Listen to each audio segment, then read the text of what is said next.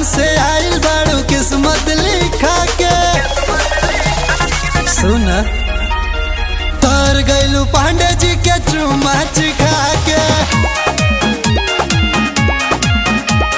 तर गइलू पांडे जी के चुम्मा चिखा के।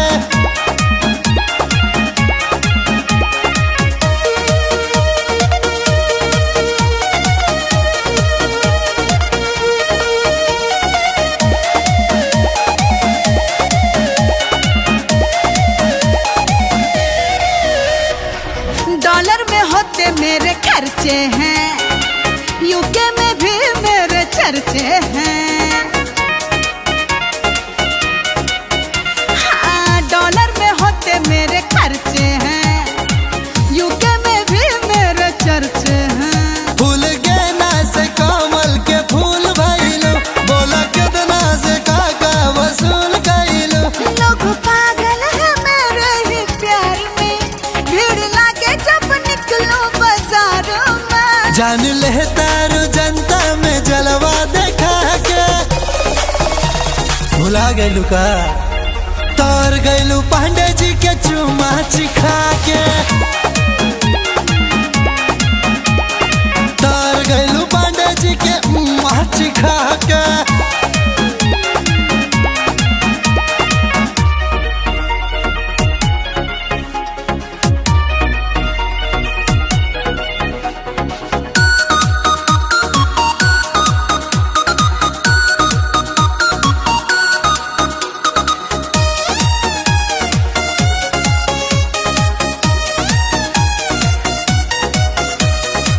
नखरे मेरे थोड़े ज्यादा हैं, आपका क्या इरादा है?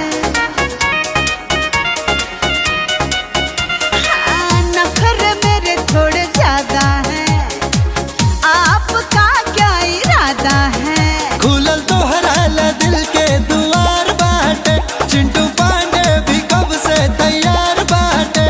अब ऐसे न टाइम गवाओ, जल्दी टोली बारात लेके आओ। भेजल विधाता कौन जादू सिखा के। समझ में आया? तर गइलू पांडे जी के चुम्मा चिखा के।